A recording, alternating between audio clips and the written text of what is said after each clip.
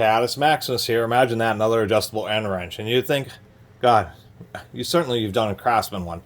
Actually, I've done some various newer Craftsmans, but I actually haven't done a video on just a classic American-made Craftsman adjustable Crescent wrench. This happens to be the JW series. This has actually no part number on it, which is a little bit surprising. And I think it was made by Indestro, though. And the reason I say this is actually distinctive. We can see instead of being round like almost all Crescent wrenches, this has this squared off thing. And I was trying to figure out where, because I had seen that before. And actually I have this Indestro, and we can see a little harder, there you go, maybe on this side. You can see where it's a little bit more squared off. If I turn it upside down, there you go. You can see it's squared off. Exactly the same way this Craftsman. So I believe this may have been made by Indestro. Proper buttress threads. Jaw has a decent amount of tightness when we're down in the closed position. This is a good one because we can see the jaw is closed parallel so that it isn't stretched. Decent tightness there. We stretch its legs, open it up, and a consistent amount, a little bit looser, but that, of course, this shows parallelism because the grind to the bottom of the moving jaw, this surface, and the parallelism of the broach. Other things I like to notice, this one, not perfectly centered. We can see it's a little thicker on this side than this side, so a little bit asymmetric on the grind, but not too bad. Screw retention for the thumb wheel.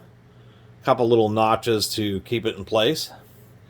And I'm not sure, I mean, I believe the idea of having this squared off provision is to try to add just a little bit of extra, I guess, strength. Maybe when you have it, when you're using it in the wide open position, that maybe it helps, you know, prevent this area from wanting to splay apart. But I'm not so sure about that.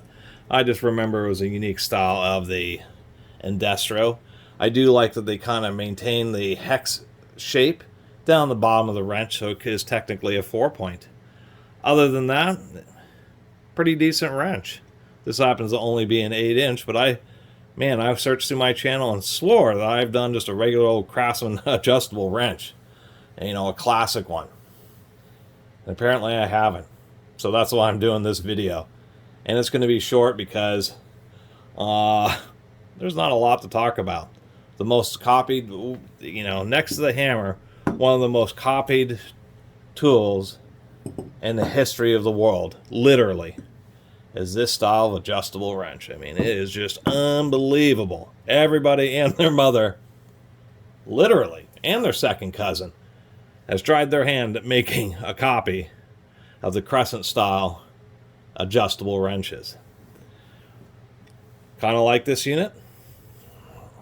And it's just a good old classic Craftsman JW series adjustable wrench. And just to add to my many videos about each individual brand of adjustable wrenches, it's one of my long-term goals for this channel, is to review and talk about and get a hold of every single branding of adjustable wrench that's ever been made. And I'm sure there's probably been hundreds, if not 1,000, different Crescent wrenches, you know, with 1,000 different stampings and names made by who knows how many different people.